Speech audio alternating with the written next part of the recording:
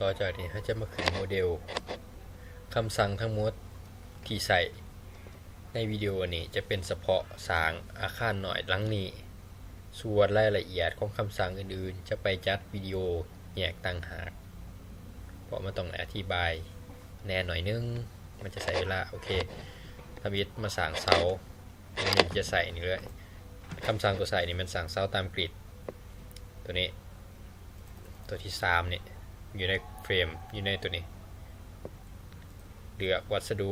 เลือกเสาเลือกการตัดเสา property ตอนนี้อยู่ชั้น story base หมายความว่าเสานี่ต้องเป็นเสาตัวหม้อนี่กราวคอลัมน์นี่ตัวนี้นี่มันย้อนถือ offset โอเคตัด offset ออกก่อนจะอธิบายรายละเอียดอยู่น้ำลังตัวนี้มือนี้จะมาใส่กันก่อนค่าพวกนี้โปรต้องไปแต่ต้องมันมีแต่เปลี่ยนตัวนี้สังเกตต้องเป็นแบบนี้มันจังสิบ่มียังผิดโอเคเนาะนี่มันกราวบีมกราวคอลัมน์แต้มขั้นข้อดินเลยนี่กราวบีมนี่โอเคกลับไปเบิ่งแบบมีขั้นซอยบ่มี2ตัวนี้ออกมา2 แมท 10ตัวนี้แมท 4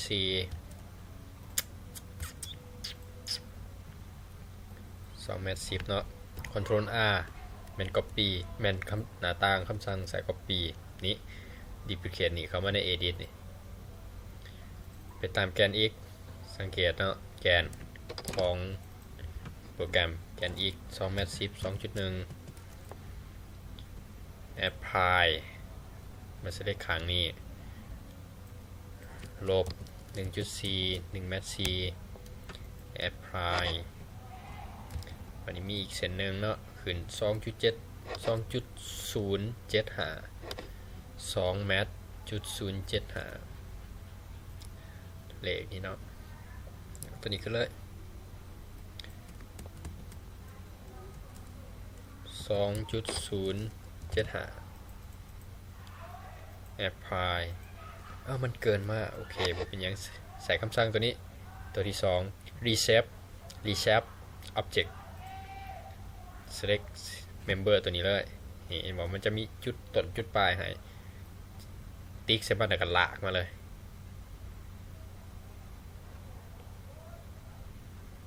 ลากมาให้ถึงจุดนี้ขอโทษ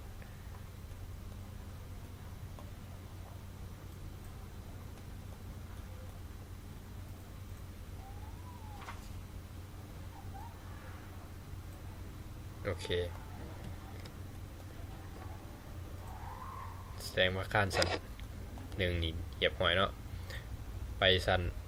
สตอรี่หนึ่งของเราป่ะเนี่ยสตอรี่หนึ่งมันเสาสันหนึ่งขั้นสัน2ขั้นผืนสัน2ขั้น10 กะเสานี่เขาใส่แบบแบบเสาตัวนี้มันแปลนขั้นสันหนึ่งหรือว่าขั้นกราวบีมมันแปลนขั้นสันที่2ขั้นผืนโอเคว่างขั้นก่อนก็ได้เนาะขั้นไปตามกิจ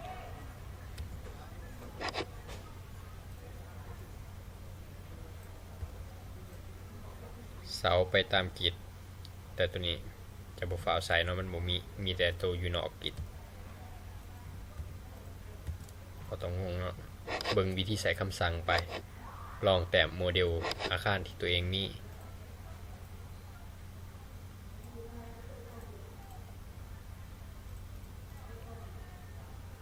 คอลัมน์รู้สึกว่าข้านอยู่สันนี้มันจะผิดเดี๋ยวขอ select ใส่คำสั่ง select เดี๋ยวหูว่ามีอย่างแน่ก็ลองใส่จะอธิบายละเอียดในวิดีโอนะนี่เปลี่ยนบางทีนี้มันเป็นกระบีมโอเคมานี่เราสังเกตเห็นว่ามันมีเสาอยู่นี่ระยะ2 แมท 2 แมทถ้าผู้ได้จือว่าบางทีนี่มันมี offset เนาะอยู่ในเสาจะใส่ตัวนั้นละเลย offset ออกมา2 นี่จุดเทียบตัวนี้แต้มคาดหลากผาดผาดผาดผาดขอบก็มีคานแล้วเนาะ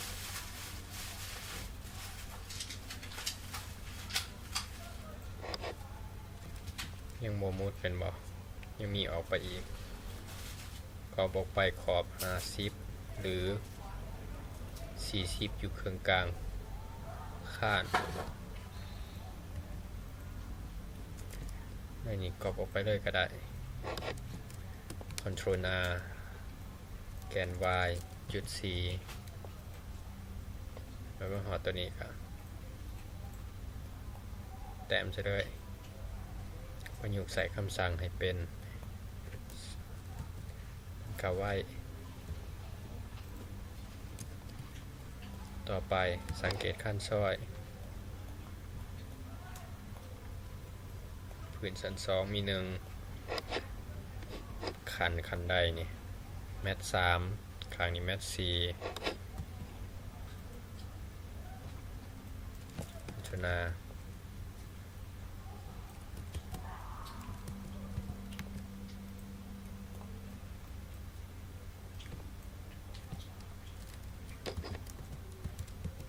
4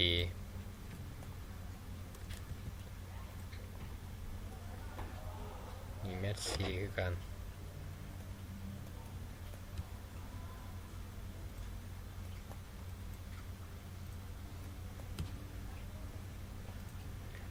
มีค่าหน่อยอยู่นี่ 2.075 2.075 คือกันโอเคกรอบตัวนี้ขึ้นไปเลย 2.075 บัดนี้จะมาใส่คำสั่งอื่นโมเมนต์ reset จะเป็นการทิมมันแบบอยู่ใน AutoCAD SketchUp เข้า Edit คำสั่งตัวนี้ Ctrl M Ctrl M มีทิมอยู่นี่วิธีการเลือกกับแมนเลือกเส้นที่จะตัดเลือกเส้นที่บ่ให้มันกายออกไปว่าซั่นซะแล้วก็ติ๊กเอาจอยปลายของเส้นที่จะตัดปลายที่จะตัดออกเห็นเนาะเฮามี1 select เส้นเทียบเส้นขัน2เส้นที่จะตัดแล้วก็จุดจอยปลายที่ให้มันถูกตัดออกก็เลือกเอาทิมโอเค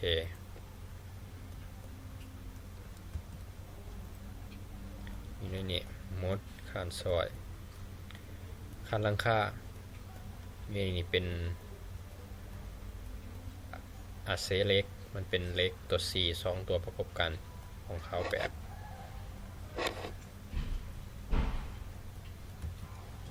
โอเค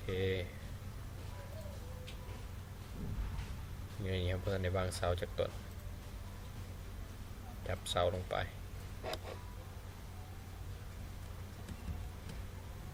นี่อย่าลืมตัว offset เมื่อกี้ต้องขึ้นค่าโอเคแล้วก็ว่างข้านอาเซเล็กรูฟตัวนี้เราสร้างไว้นี่เป็นทูบ RB ทูบนี่เราอธิบายไปแล้วมีเสาอยู่นี่2 ต้น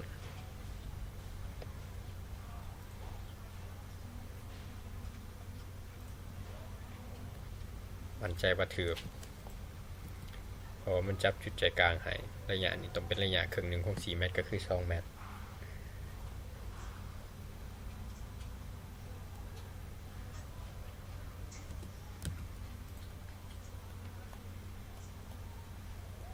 โอเคต่อไปเราจะมาแต้มคันได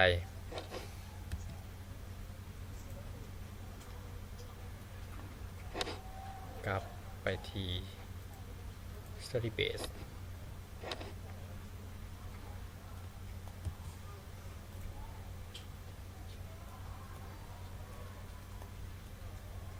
Story Base คันใดเป็นทรงแบบใดแบบนี้ห่างออกมา1 เมตร 2อยู่ในนี้ละเอียดเนาะมโนภาพนำได้เลย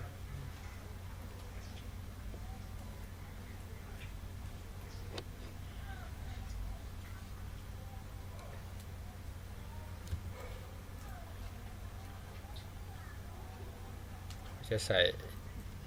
ดอจอยก่อนบาทหนึ่ง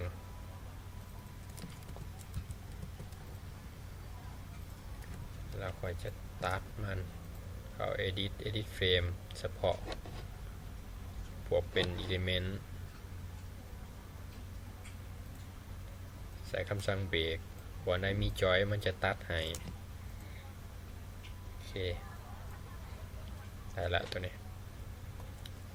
ความสูงของมันที่จะเอาขึ้นแมนขึ้น5 ส่วน 2เนาะใส่คำสั่ง extrude frame to cell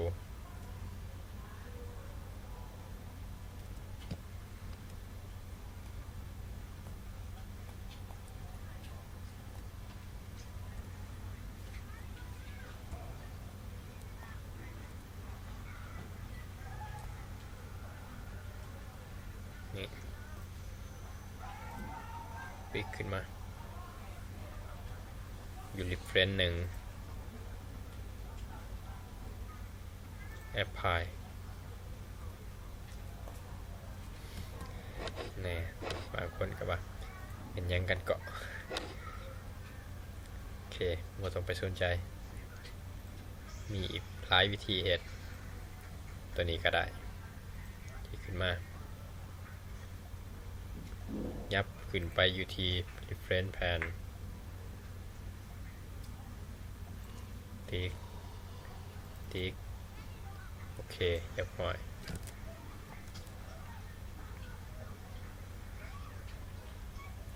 มาถือกันเนาะแต่แบบนี้มันก็บ่ถือกันแล้วระยะอยู่นี้มีแต่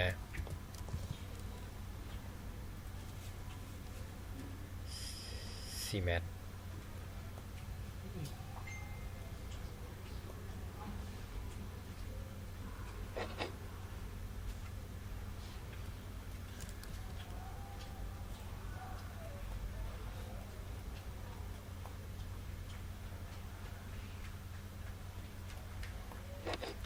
ให้เข้ามาแนวใด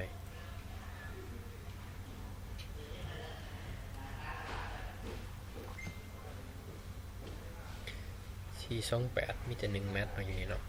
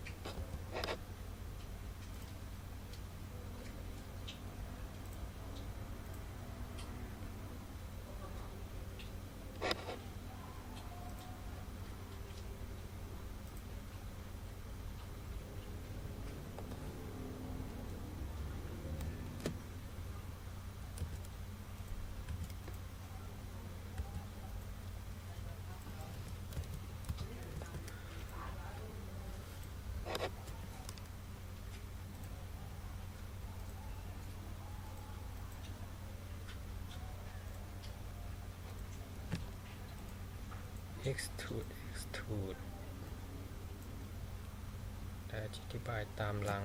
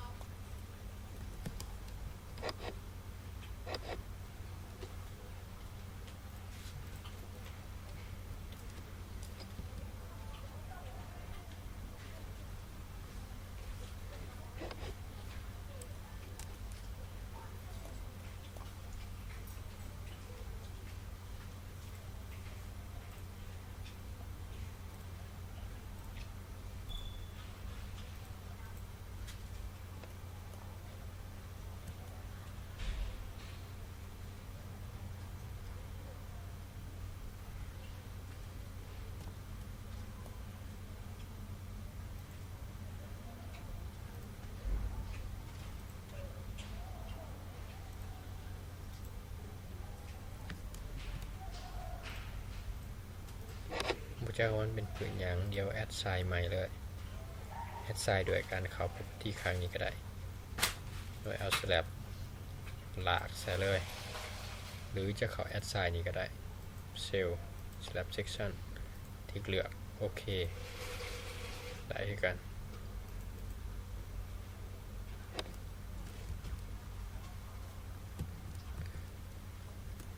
คันได้แล้วแต้มพื้นก็ไปที่ base story for วางพื้นลวดเลย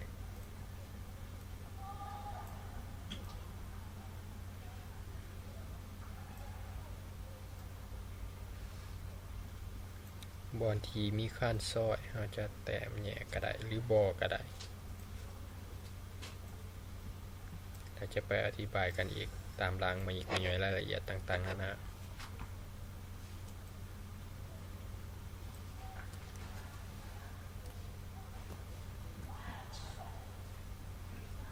บอนนี้วางหรือแนวใดเนาะ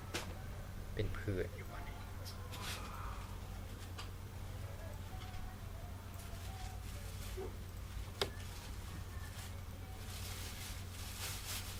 โอเค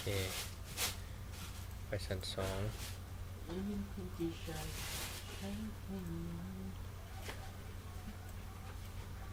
ปอร์กรีดบอนได้มีข้านซ้อยก็ดินไปเท่าน้อยคิดจะว่าฝึกมือให้ของ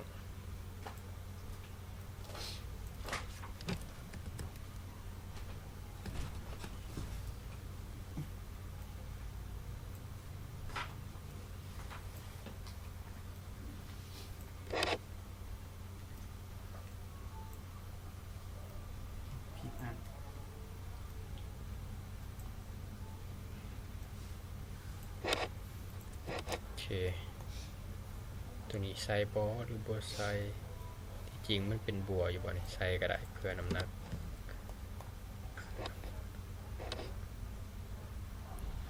ใส่แล้วหมดแล้วเสาคานพื้นคานหลังคาที่เป็นคานเล็กนะต่อไปเราจะไปเฮ็ดพวกดังอกไก่เบิ่งแบบปราบ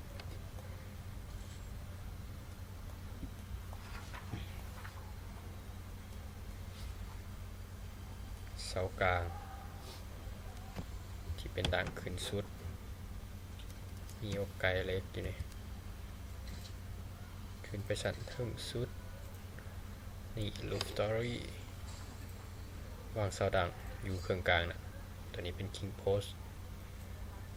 อยู่กลางติด offset อีกแล้ว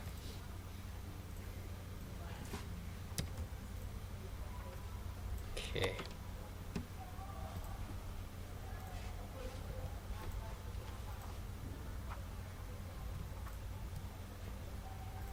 วางอกไก่เล็กตัวนี้มันมีชื่อเต็มมันอยู่โอเค ต่อแลดต่อไปมันเป็นยัง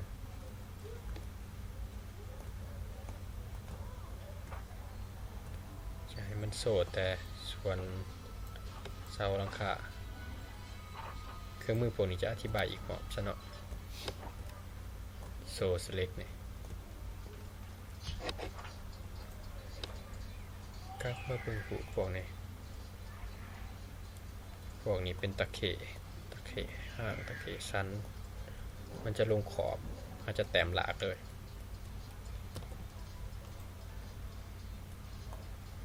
นี่บัดนี้เราจะมาใส่3D แต้มคือว่าจะใส่คำสั่งทำอิฐ draw ตัวนี้ตะเข็ของเรามีสื่อเหย่อมาจาก TD ตะเข็ของเราเป็นสื่อเหย่อ TD นี่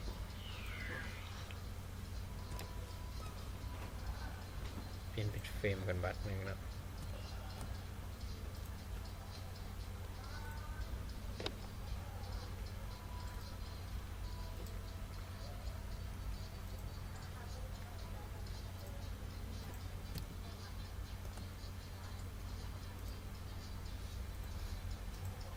โอเคได้ละตะเข็เฮาต้องยืนลงมาอีก1 เมตรตามแผนนี่เราจะ offset เสาออกมาจะกรอบออกมาในจุดนี้หรือ offset ก็ได้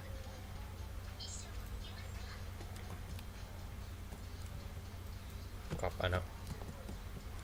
เบิ่งแกนออกไปแกน y 1 เมตรแกน x ลบ 1โอเคมิลเลอร์ได้มีคำสั่งมิลเลอร์ได้อยู่นี่วิธีที่ง่ายก็เป็นใส่ pick to เอาจุดเทียบในแนวหาบเดียวกันหรือบอกก็ได้แต่ต้องอยู่ในแกนเดียวกันคือไปทางแกน x หรือแกน y หรือแกน z โหลดโอเควันนี้เขาจะใส่วิธี extend ยืดมันออกมาให้มันตัดจุดแบบคล้ายๆใส่คำสั่งทิมก็คือเลือก member ที่เขาจะให้มันยืดแล้วก็ member ที่ให้มันหยุดแล้วก็เลือก joint ปลายที่จะให้มันยืดกด Ctrl Shift M หรือเข้า Edit ก็ได้เข้า Edit มันจะเป็นตัวนี้อะไร joint นี่ frame 8นี่โอเค Tick out to extend frame object apply อีกข้างก็เห็นแบบเดียวกัน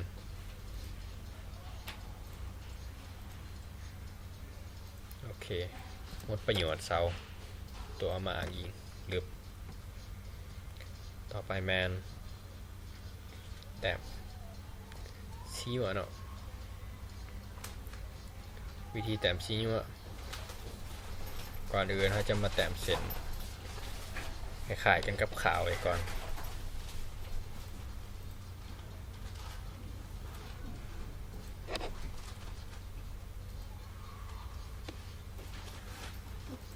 โอเควิธีแต้มชี้หัวมันจะเริ่มจากผ่ากลางก่อนผ่ากลางลงมาไหวเลยแล้วเราจะเฮ็ดวิธีก๊อปเอาแต่ว่าก่อนอื่นต้องมาเบิ่งแกนมันก่อนมันน่าจะมีแกนมันหมุนไปทางใดภาษาไทยเป็นว่าจันทันเป็นเลขตัว4เลยโหว่าวันนี้หมุนไปทางใดวันนี้หมุนขอหากันซะเนาะเราจะอธิบายอีกพวกนี้มาเบิ่งก่อนตอนนี้มันหมุนไปทางไหน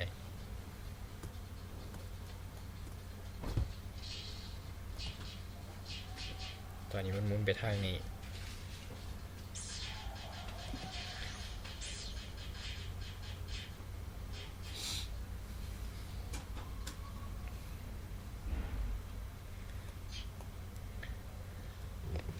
จะหันหน้าไปทางนี้เลยตัวนี้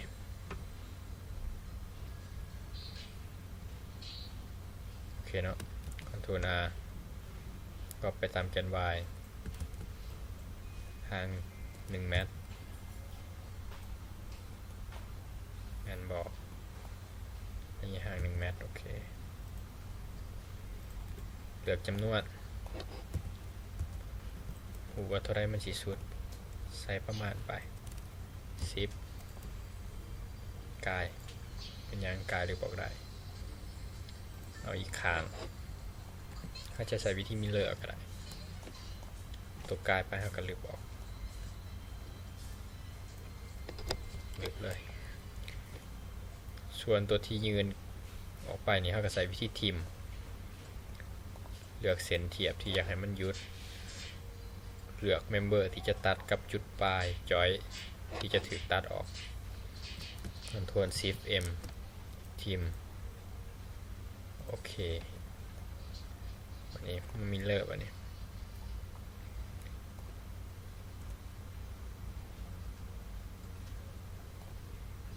เลือกเอาสิ้นส่วนที่จะมิเลอร์กดมิเลอร์ Big Tool คือบอกไปเมื่อกี้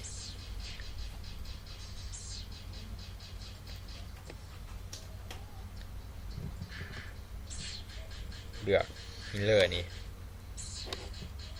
จะอธิบายอย่าตามหลังซะหรือว่าผู้ใดลองพี่ต้องถือเอาก็ได้โอเค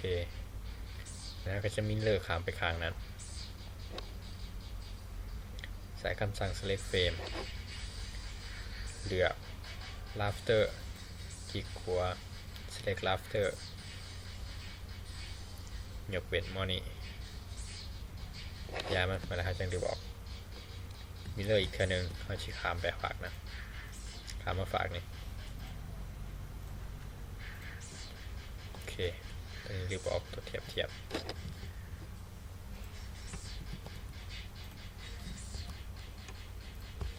การแต้มขาวจะอธิบายกันสุดหนาโมเมนต์สุดนี่ตัวนี้รีบออกก่อนอาจจะมิเลอร์ไปเบิดสุดเลยปกติ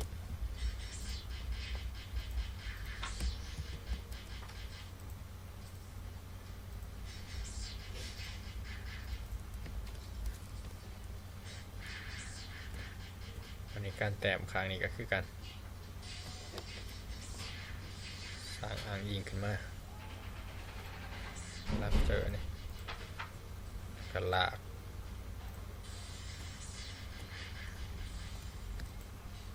แล้วก็ copy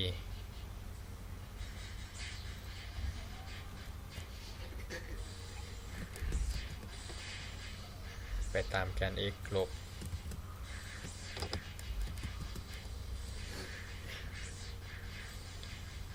กลายไปเยอะเนาะ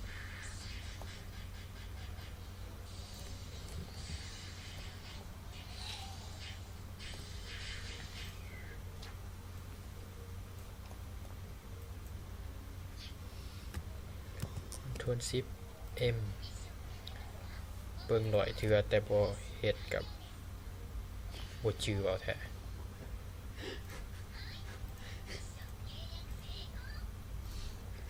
มิเลอร์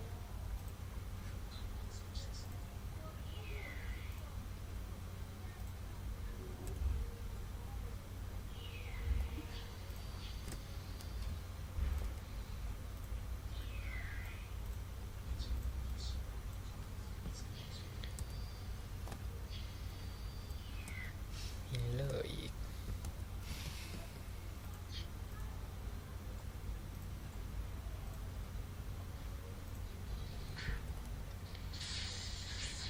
ทุกคนเคยใส่ AutoCAD อาจจะเข้าใจคอนเซปต์แล้วคุณคิดการใช้คำสั่งมิเลอร์อยู่อันนี้ให้มาแต้มดันหนามัน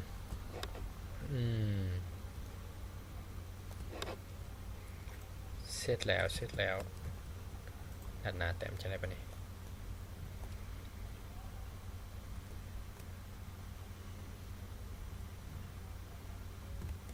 เรามีสั่นเปรียบเทียบตัวภาษาขึ้นมา reference ตัวนั้นโอเคเสร็จกลับมาตัวนี้กลับไปอยู่สั่น reference หลากคานเลยค านกไก่ครับเข้ามาเนี่ยมาแล้วจะได้เป็นอีกแล้วเข้ามา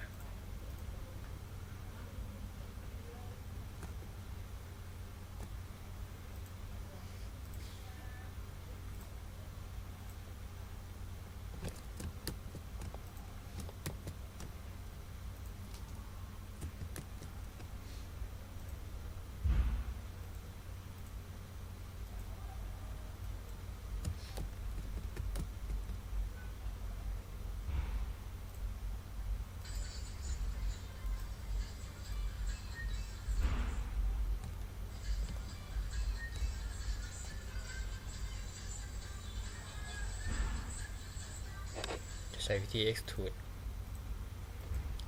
join to frame ไปทำแกน y ลบ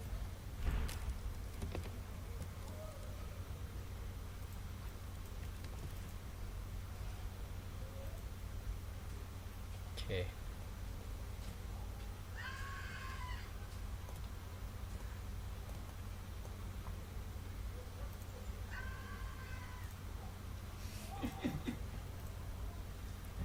ตัดมันก่อนบาทหนึ่ง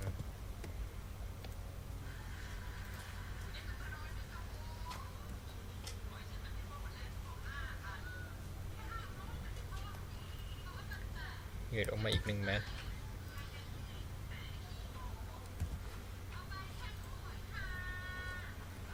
เขา extrude เส้นเดิม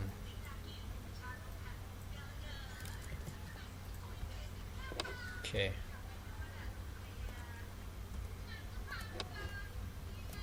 แต้มสีหัวผ่า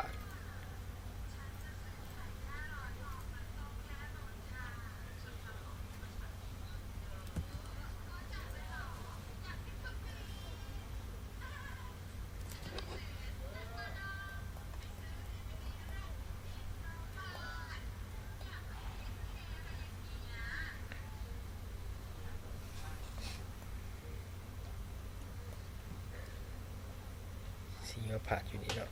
อยู่นี่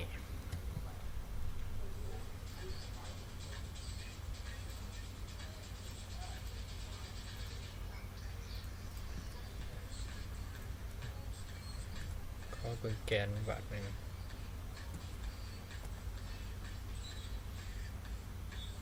โอเค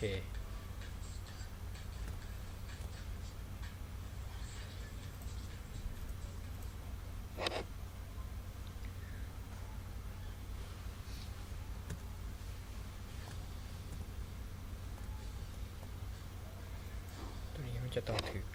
กราฟ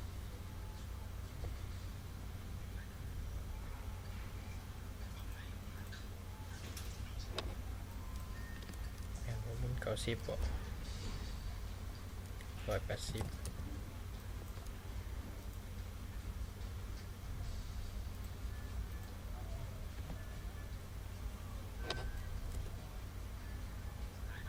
โอเคมันจะต้องถือยืนออกอีก1 เมตร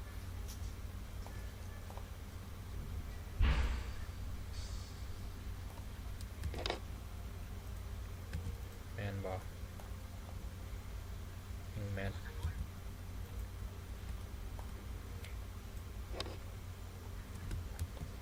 ปีกมาเทียบอีกเส้นเคย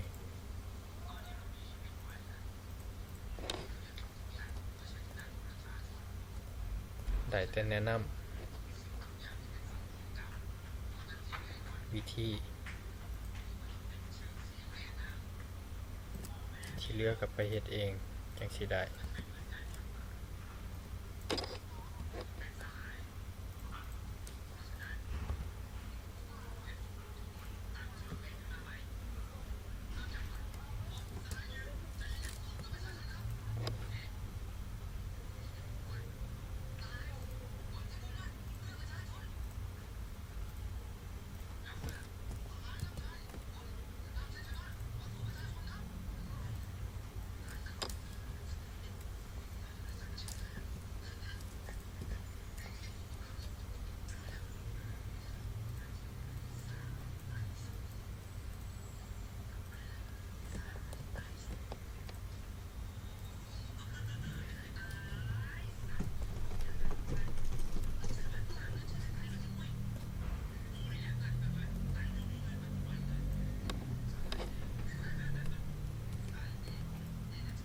คำสั่ง copy ก็มี pick to point คือกัน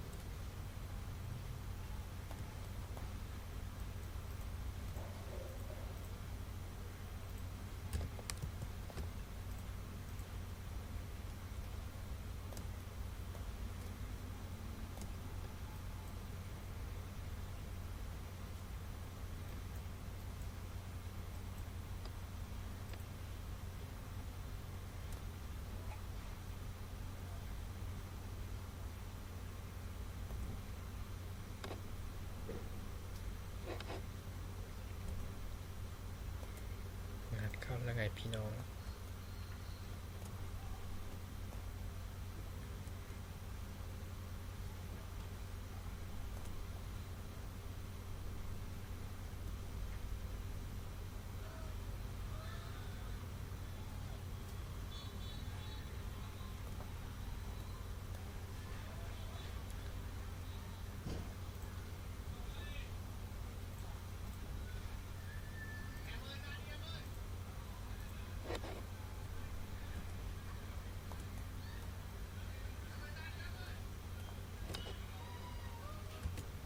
เป็นยังแบบก่อนตัดชุดนี้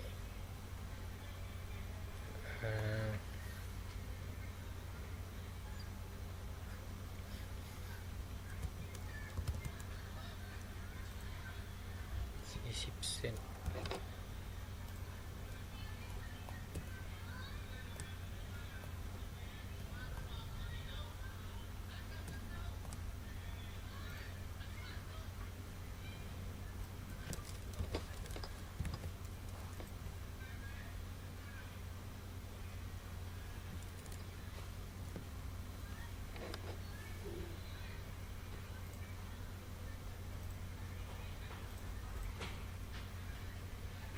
ทีดี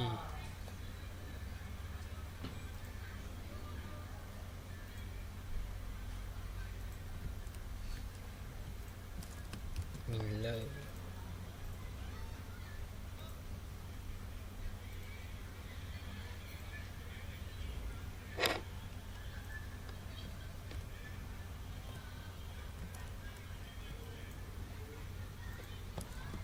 ลองมาตัดกันบอกโอเค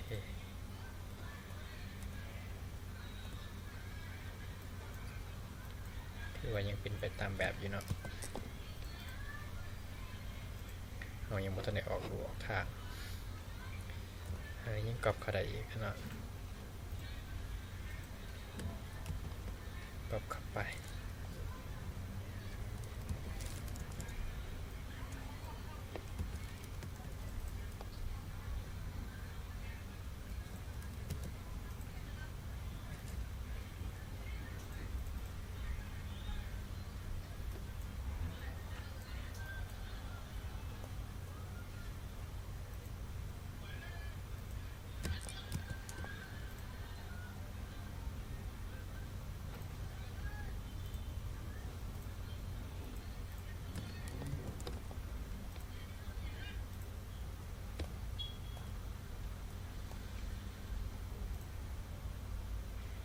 คือขาด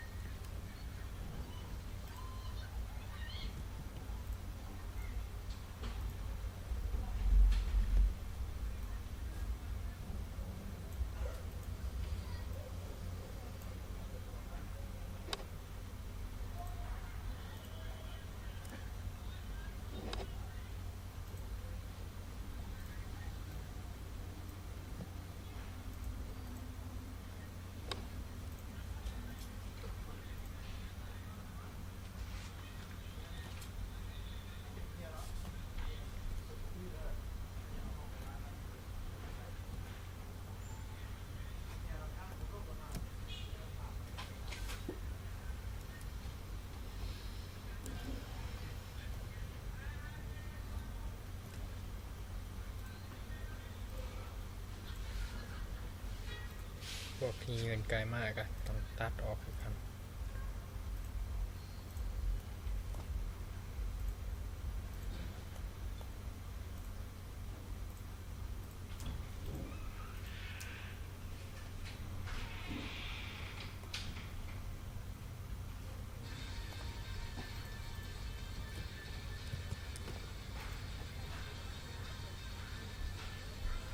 รู้สึกว่าเขาจะเฮ็ดพร้อมกันบ่ได้ต้องเฮ็ดไปทีละภาพ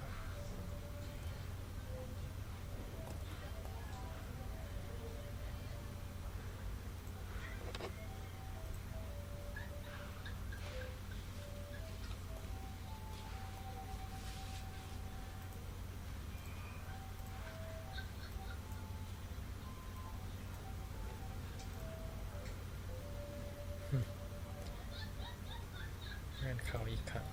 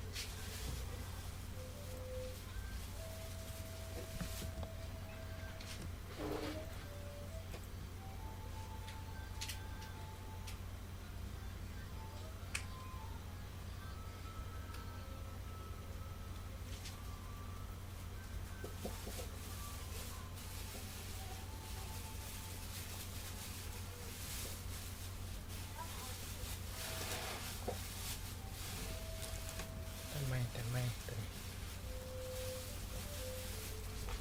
มันไปตัดขาด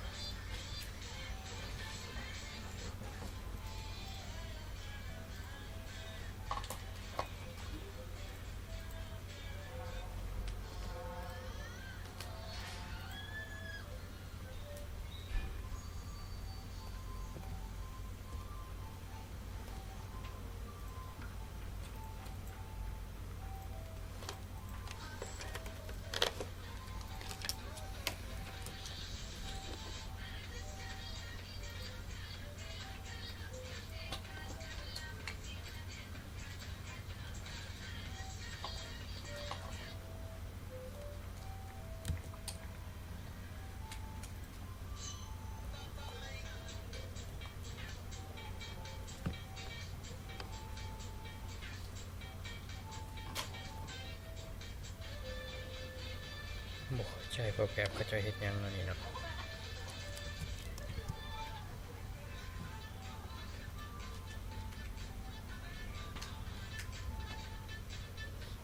1 ยีนออกมาตัวนี้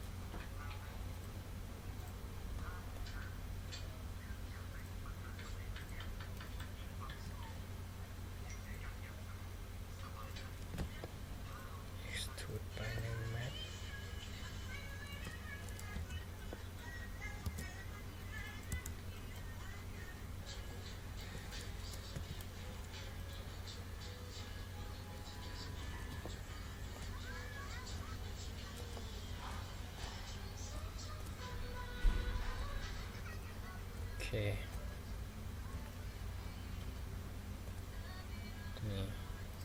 ถูดเข้าไปอีก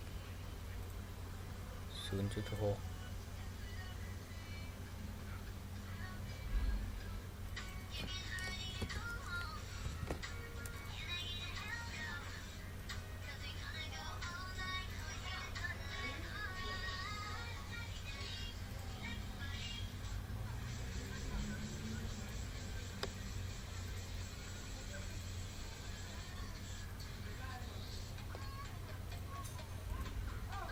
เชื่อมกันกับ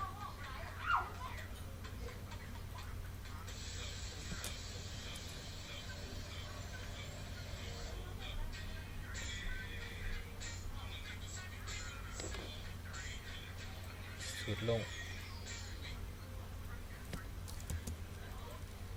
ลบ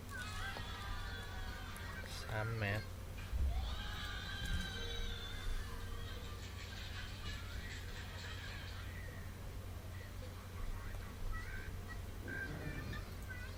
ตัวนี้เป็น King Post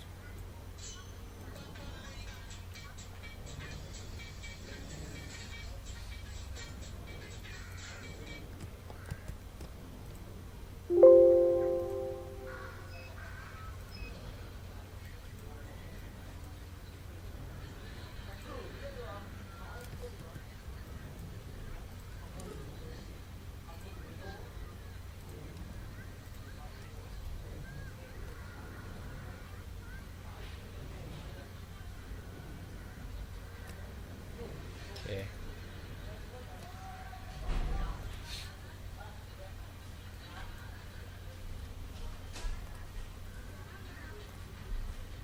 เป็นแห้งลมห้องสารขึ้นมา2 อัน2 ประเภทวิธีคิดไรครับ2 รูปแบบคิดไรแบบไดอะแกรมกับแบบเซลล์แบบไดอะแกรมเขาจะต้องติดตั้งไดอะแกรมแบบเซลล์เขาจะต้องติดตั้งฟ้าในที่นี้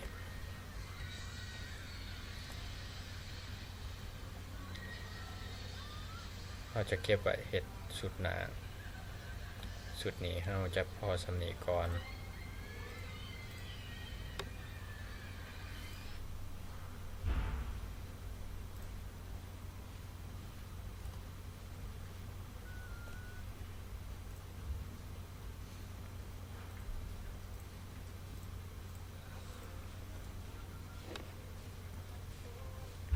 โอเคเนาะ